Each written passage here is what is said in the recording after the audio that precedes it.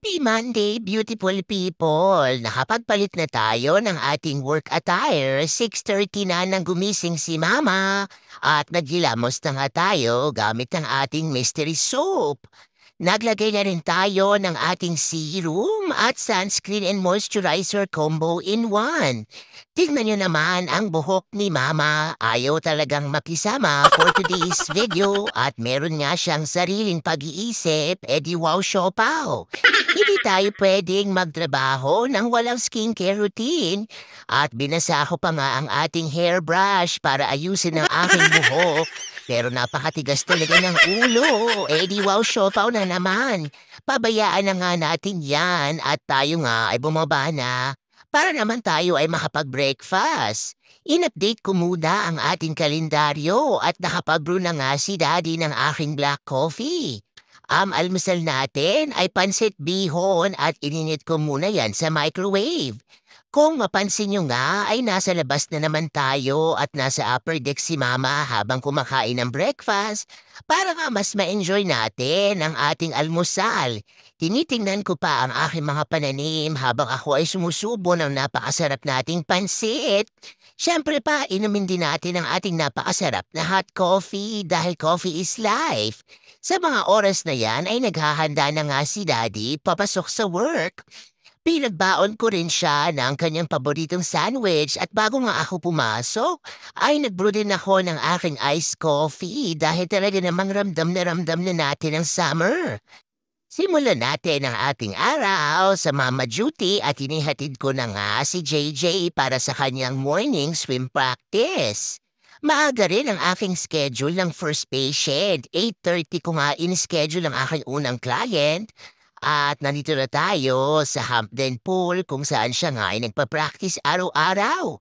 Meron din sila ditong construction kaya naman mabagal lang ang ating takbo. At ayun nga ang ating swimmer naghahanda na namang mag-compete ngayong darating na Sabado. Wala pa ngang 8:00 ay nakarating na kami sa kanilang swim practice at si Mama nga ay nag-drive na papunta sa kanyang patient number 1. Busy ang ating araw dahil 4 na araw lang tayo magtatrabaho ngayon. Pansinin niyo na humihigop na kaagad tayo ng ating iced coffee dahil talaga namang coffee is life. At talagang ramdam na ramdam mo na ang init kahit na nga maaga pa. Malapit lang ang aking first patient kung saan nagpa-practice si JJ ng kanyang swimming. Nakarating na nga tayo sa bahay ni patient at inayos ko na nga at inihanda ang ating work phone, ang ating laptop at naglagay na tayo ng badge. Tumagal nga ng 45 minutes ang aming session at nag-drive na ulit si Mama pabalik sa swim practice para sunduin nga si Bunso. Besing-besi at para talaga tayong taxi or Uber driver sa maghapon. Eto na nga tayo't nakapasok na tayo sa Hampden area. Inaantay ko na lang si JJ matapos dahil nagsha-shower pa yan after ng kanyang practice. Sa mga oras na yan ay tinawagan ko muna ang aking next patient at nakapag-confirm na nga sila. Dumating na nga si JJ at nagbatali na tayong bumalik sa bahay para nga tayo ay makapagtrabaho na. Pinapaalalahanan ko rin ang aking mga anak na siguraduhin na bumaba sila in time for lunch para nga makakain sila ng maayos. Si Mama nga ay medyo antok na sa mga oras na ito kaya naman panay pa rin ang ating higop ng coffee. Nandito na tayo sa ating second patient at tignan nyo naman ang area kung saan nakatira ang ating pasyente. Talaga namang dumadaan tayo sa dulo ng walang hanggan. Napakalaking area mayan at taniman yan ng mais. Kung nakita nyo nga ay meron pa tayong nadaan ng farm kung saan marami silang alagang kabayo at kambing. Ito ang napaka-boring na travel natin. At pagkatapos na niyan ay bumalik na tayo sa habihasnan. Patuloy pa rin ang pag-inom natin ng coffee at tubig dahil sobrang init na nga. Gusto ko na talagang maghubad ng aking pantalon at kung pwede nga lang magsuot ng shorts sa trabaho ay ginawa na ni Mama yan dahil napakainit na nga. At ayan na nga, panay pa rin ang ating inom ng kape at sa mga oras na yan ay naubos na nga ni Mama ang napakalaking coffee mug. Pansinin niyo na nagpalit ulit tayo ng batch dahil ang ating next patient nga ay from a different company. Pasado 12:30 na nga at wala pa tayong pananghalian, kaya naman pinapapakpapak ko ang natirang donut ni Daddy. Hindi na nga niya nakain yan at ayaw naman nating itapon kaya binaon ko na lang yan ngayon sa aking trabaho. Multitasking is life. Habang tayo nga ay nagdadrive ay kumakagat-kagat tayo ng ating donut para naman maitawid natin ang ating gutom. Ubus na nga ang ating kape at tubig na lang ang meron tayo. Ang ating last patient nga ay nakatira pa sa napakalayong lugar.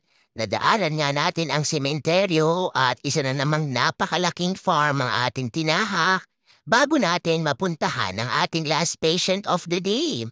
Umabot din ako ng almost 45 minutes na trabaho at travel. Tingnan nyo naman yan, talaga namang napaka-boring ng daan. At kung mapapansin nyo nga, ay lubak-lubak ang bahay ng ating pasyente. Ang aking sasakyan niya ay parang nagja-juggle. Ito nga ang dirt road papasok sa kanyang bahay. Ayaw humang pumunta dito ay wala tayong choice dahil yan nga ay nakaschedule para sa atin. Kaya naman nagdahan-dahan na lang si Mama ng pagpapatakbo ng sasakyan. At nasa dulo pa nga talaga ng dirty road ang bahay ni patient at ayan na nga ang kanyang log home at meron din silang katapat na lake. Ayaw na ayaw ko talagang pumupunta dito dahil sa pangit na daan pero wala tayong choice. Pasado 3:30 nang tayo ay makarating sa bahay at dumiretso na kagad tayo sa upper deck at binuksan natin ang ating computer para pumindot for the tongda. Kumakain din ako ng watermelon para naman mapawi ang ating kainitan sa katawan dahil talagang summer na dito sa area namin. Pinipilit kong tapusin ang ating documentation dahil kung hindi nga ay matatambakan tayo. Busy ang ating linggo at subukan talaga nating matapos yan for today. Panay pa rin ang kain ni Mama ng watermelon at sa mga oras na ito ay nagmumultitask din tayo at itinext ko na nga ang aking patient for tomorrow. Pagkatapos nga nating mag-documentation ay pumunta naman tayo sa quad game ng ating volleyball player.